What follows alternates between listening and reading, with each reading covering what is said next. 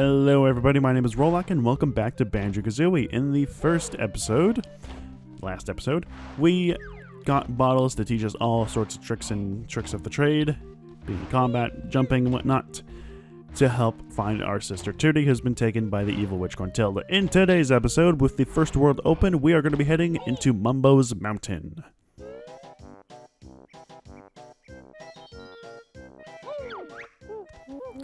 There are 3 new moves to learn in this world.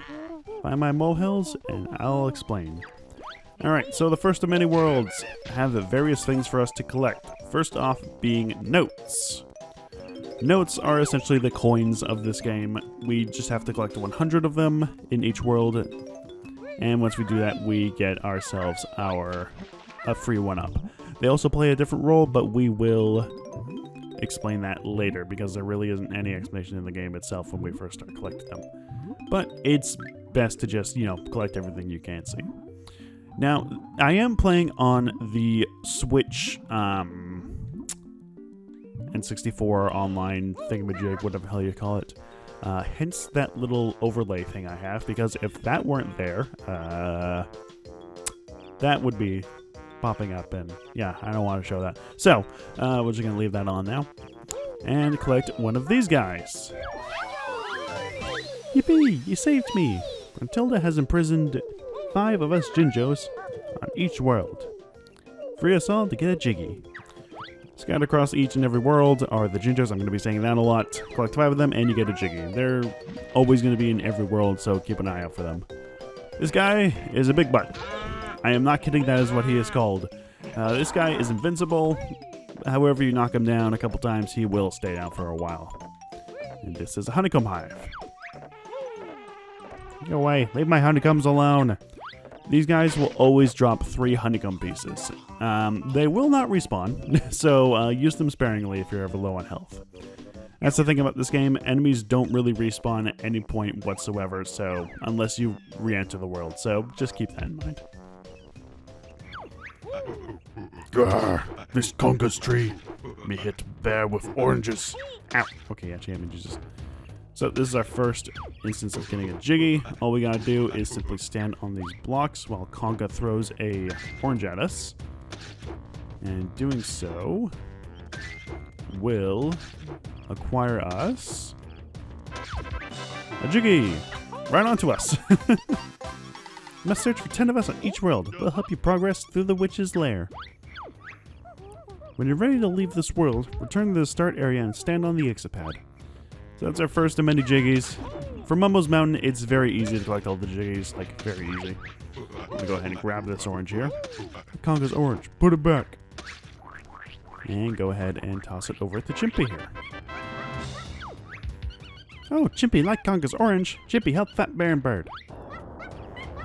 And simply by doing that, we get another Jiggy. They're going to be handing these out like fucking cake, I swear to God. It's very easy to get all the Jiggies first and foremost in Mumbo's Mountain. Like these little things, which are blue eggs. Kazooie can learn to use this as ammo. Grab this. Mumbo's token, used for Mumbo's magic. Yeah, there's going to be a lot of things for us to collect. These are practically the main things we're going to be collecting, so don't worry about getting, over encumbered by these things. Alright, let's go ahead and talk to bottles. Time for the buzzer to learn the ancient ways of the egg. I'm listening, Beetle Breath. Hold Z, then press the top C button to shoot an egg out of your mouth. Hey, sounds cool. Anything else? Sure, press the bottom C button instead and you can shoot them out from behind. Jeez, sounds painful. I wish I never asked. Bread Brain can carry 100 eggs in her backpack. Oh, and you can also use the control stick to aim while you are crouching. Exciting, huh? Now that you've learned to use the eggs, here's 50 to practice with. Your energy is a little low. I'll fill it up for you. So, yes, whenever you talk to bottles, you'll be able to restore your health to full. Yeah, eggs are pretty simple. Me safe here. Bear can't hit conga. So holding down Z and pressing up on the control stick shoots out an egg.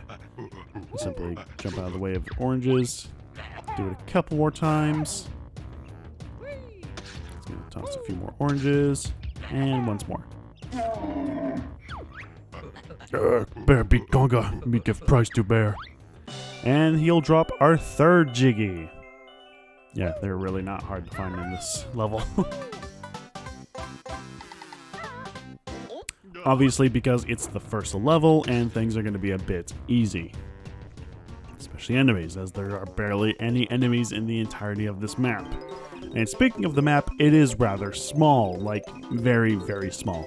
In comparison, Mayhem Temple is very, very large. It's about as big as, like, I would say... I can't really compare it to any other world in this entire game because every world in Banjo-Tooie is just so much bigger. It's really crazy how it is. But yeah, here we have another one of Bottles' molehills.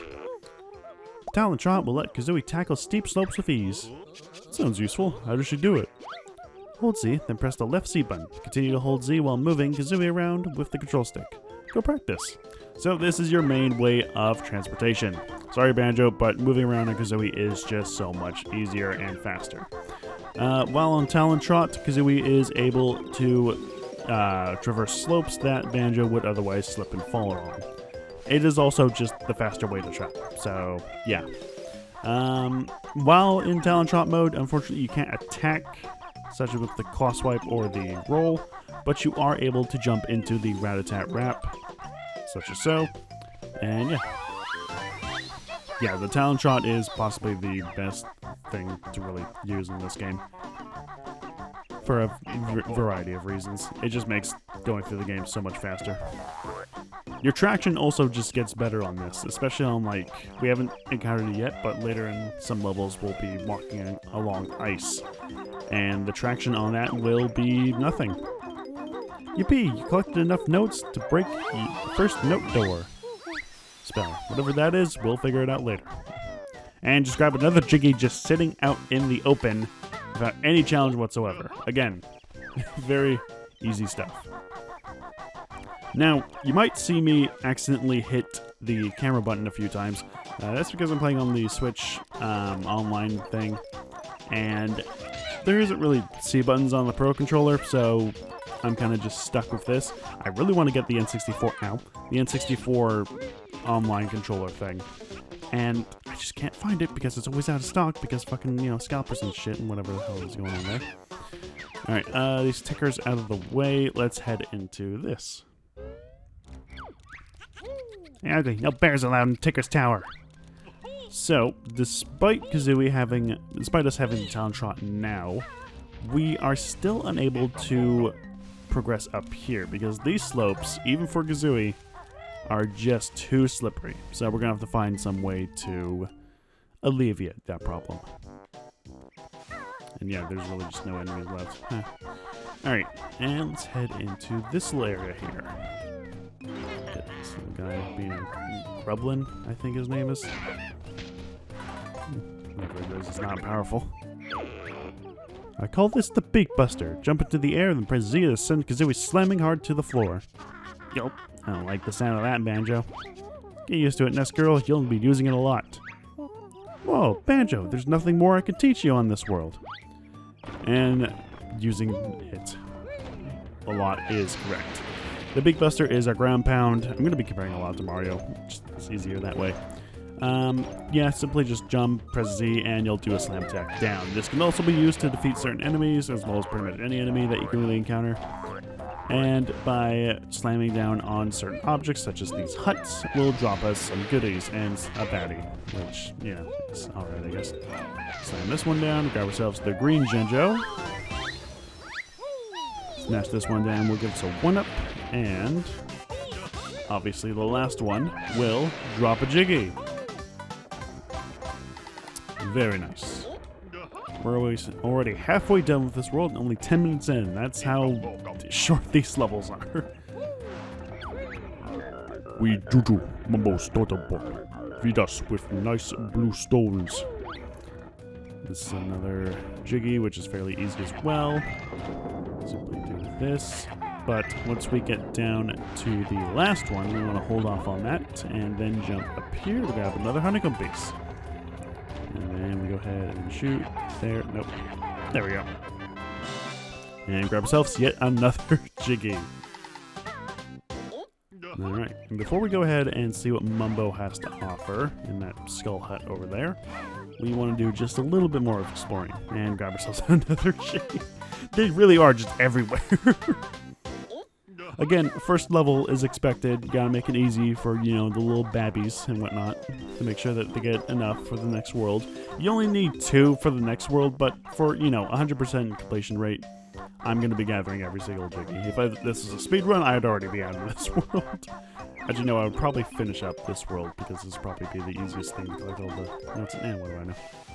Never fully speed ran a game, and if I would, this will probably be the one I would do, but not now. Alright, and collecting the final Jinjo will get ourselves yet another Jiggy. We'll be saying that a lot. We just need 2 more to go. One is in the Eye of Mumbo's skull, which I forgot to grab, but that's not important. Now, before we head over to Mumbo, we really want to quickly just head back over to Conga's little area over here. Because Conga himself is of no use to us anymore. He's going to be a little hazard for us. But if we go ahead and jump back up here successfully, hopefully, come on, there we go. And if we just go ahead and jump along here, and we get this. This is a witch switch. Go ahead and press this down. And within Gruntilda's lair, a Jiggy will spawn.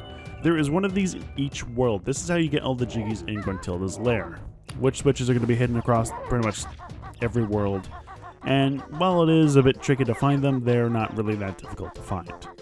Well, at least for my standards, because I know where everything is in this game, but that's not important.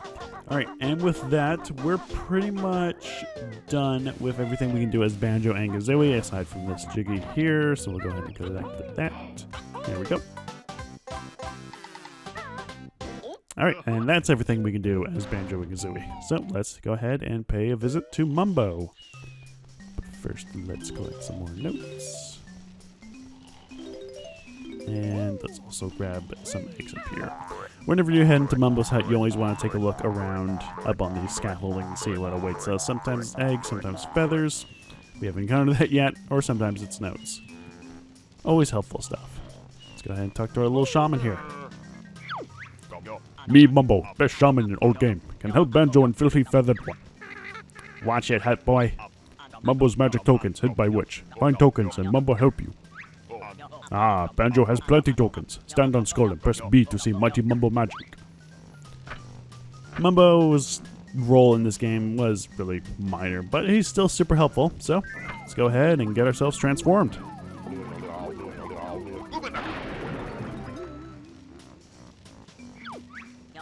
Mumbo's magic free to change back. You come when ready. Turn might a bit small, but not bad for first spell. Mumbo practice needed.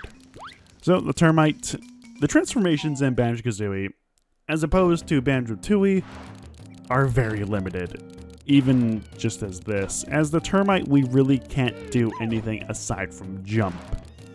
However, as the termite, we have free range to climb on pretty much anything. Even slopes that Kazooie herself can't help us get across. Such as these. As expected, because, you know, it's a termite's lair and whatnot. Yeah. I think I missed one on a little slope. I'm gonna have to check those back. There's the eggs. Out.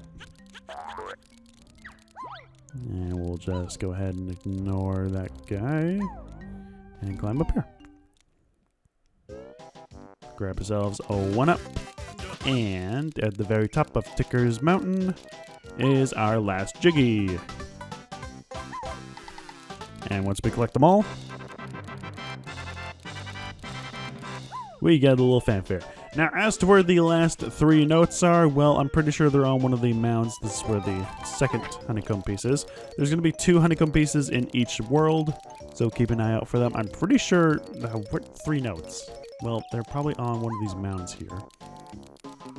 As for which one, I don't fucking know, because I apparently missed some. Where would they be? This is a great track record to have, having already no idea where 3 notes are. Okay. They're not hard to find, that's obvious. They're obviously on one of these slopes, because there's no other area in the entirety of this level where there are 3 notes just scattered around somewhere else. Oh, I think I saw one spawn. No. Ah, there they are. Yeah, way down here. Okay, well, that's my fault. I didn't go down enough. You found all 100 notes on this world. Well done. See, us collecting 100 notes just gets us a 1-up. I'm gonna be honest. If you're as good as the game with me, if you're as good as this game as I am, you're not really gonna be needing 1-ups. I can't recall the last time I got an actual game over just by running out of lives, because it happens so infrequently that it really doesn't, do much. Grunty's magic stops you taking the notes off the world, but the 100 you just collected counts as your best note score. Try to get 100 on each world, as they are needed to open the note doors. And with the power of the termite, we are able to climb up this mountain and grab ourselves the second Jiggy for Gruntilda's lair. Very nice. And when you open a door in a world, enemies will start spawning outside of it. It's just to add a little more thematic, but it's fine. Mumbo magic tweak. And we'll turn back or magic go. Press a little further. Magic all gone. Must go back to bear and bird now. So Mumbo's magic can't really extend outside of the world, as opposed to Banjo-Tooie, where we're able to go from world to world as certain transformations, but we can't exit worlds as such. And with the talent shot, we're able to head up here and go ahead and talk to Bottles about this. This is a note door, sealed by Grunties with one of her powerful musical spells. Open it up then, jam jars. It's not that simple. To open it, you must collect the musical notes from the worlds. How many do we need? The number on the door is the strength of the spell. The combined total of all your best note scores from the worlds must be at least this to break Grunty's magic. So, if we go ahead and check our totals, see that Gruntilda's lair here, and if we go to game total, you have to be sure to check the game total to make sure that you're prepped for the note doors. The first one being 50 notes is obviously very, very easy. You can just find these just going across the entire world. Not even that hard to find. And simply by going up, we unlock it. And gain further access to the lair. That door was easy, you got past. Unfortunately, you're first and last. And within this new room, I would like to call it the observatory, simply because it just has a fucking observable face of Gruntilda. Very odd. This doesn't really got much for us. It's got 2 paintings, one we can only access right now. However, it's also got this new enemy, a Gruntling.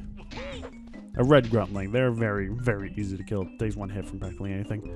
Down here on these staircases is this. You've activated a magic cauldron. Find 2 the same color to create a shortcut. Gruntilda's lair is fairly big, so on a couple other floors, we're going to be finding this guy and a couple of his friends elsewhere in the lair. We're going to be finding ones of different color, but we're not going to be finding ones the same for this guy for quite a little bit. Yeah, that was the little bad guys roam outside of the world once you open it. Alright, before we get to the painting, we also want to talk to this lady here.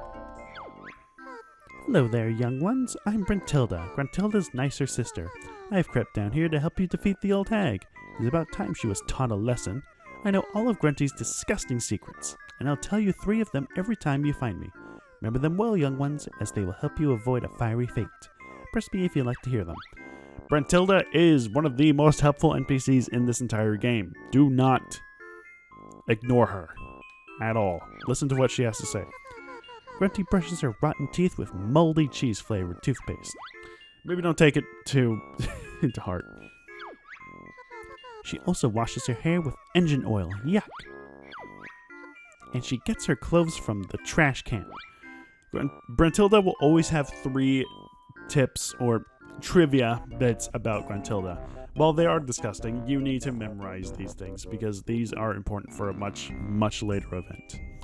And with that, I feel like that's a good stopping point for this episode. We got a whole world done in 1 episode. This probably will not be the case for later worlds. So, next time on Banjo-Kazooie, we are going to be activating that next portrait over there. and seeing where the next world will take us. See you guys next time.